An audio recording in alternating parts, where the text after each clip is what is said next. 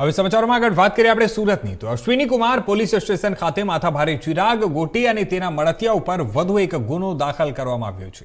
માથાભારે Chirag ગોટીનો video viral થયા પછી 5 ગુનાઓ તેના ઉપર દાખલ કરવામાં આવ્યા હતા અને કતારગામ ખાતે તેનો વરઘોડો પણ કાઢવામાં આવ્યો હતો અને ત્યાર પછી હવે ચિરાગ ગોટીથી પીડિત લોકો સામે આવી રહ્યા છે અને ત્યારબાદ હવે સરથાણા પોલીસ સ્ટેશનમાં તેના વિરુદ્ધ હજી એક ગુનો દાખલ કરવામાં આવ્યો હતો। ત્યારે અશ્વિની કુમાર વિસ્તારમાં રહેતા આનંદ વિહાર સોસાયટીના પ્રમુખ એવા કાંજીભાઈ ભરવાડ દ્વારા અશ્વિની કુમાર પોલીસ સ્ટેશન ખાતે ચિરાગ ગોટી અને તેના મળતિયા વિરુદ્ધ અરજી આપવામાં આવી હતી। તે અનુસંધાનમાં આજરોજ અશ્વિની કુમાર પોલીસ સ્ટેશન ખાતે ચિરાગ ગોટી અને તેના મળતિયા વિરુદ્ધ વધુ એક ગુનો દાખલ કરવામાં આવ્યો છે। હવે આનંદ વિહાર સોસાયટીના પ્રમુખ જે કાંજીભાઈ ભરવાડ અને ત્યાંના રહીશો દ્વારા ગુજરાતના નાયબ મુખ્યમંત્રી એવા હર્ષભાઈ સંઘવી અને સુરત પોલીસનો આભાર વ્યક્ત કર્યો હતો અને વધુમાં જણાવ્યું હતું કે આરોપી ચિરાગ ગોટી અને તેના મળતિયાઓએ આ કડકમાં કડક એ લોકોને સજા થાય અને તેને આનંદ વિહાર સોસાયટીમાં લાવીને કાયદાનો પાઠ ભણાવવામાં આવે તે પ્રકારે એ લોકોએ ત્યાં માંગ કરી છે।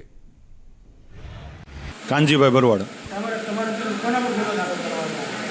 આજથી 10 દિવસ અગાઉ જે અમે અશ્વિની કુમાર પોલીસ સ્ટેશનમાં અરજી દાખલ કરેલી, જેમાં ચિરાગ ગોટીનાઓ અને તેના સાગરીતો અને મળતિયાઓ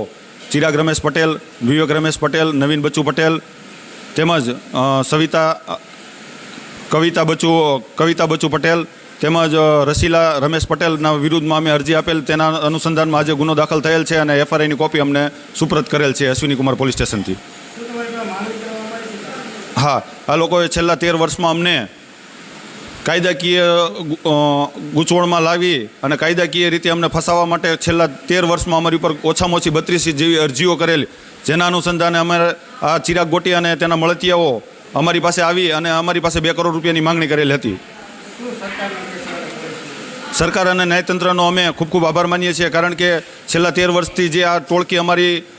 ખોટી રીતે અમને હેરાન કરતી હતી અને ખોટી રીતે કાયદાકીય ગૂંચવણોમાં ફસાવી અને અમારી પાસે પૈસા પડાવવા માટે આ લોકો તોડ કરવા માટે આ લોકો અમારી પાસે કાવતરાઓ ઘડી અને અમને ફસાવવા માટેના પ્રયત્નો કરેલા અને સરકારનો અમે આભાર માનીએ છીએ કે આવા ગુનાખોરોને ખુલ્લા કરીને એ લોકોનો વિરુદ્ધમાં ગુનો દાખલ કરેલ છે। સરકાર અને ન્યાય પોલીસ તંત્ર પાસે અમારી એક જ માંગ છે કે આ જે કાવતરાખોરો છે અને લુખ્ખા તત્વો છે એ લોકોને કાયદાનું ભાન કરાવવા માટે આ લોકોનું જાહેરમાં સર્કસ કાઢવામાં આવે।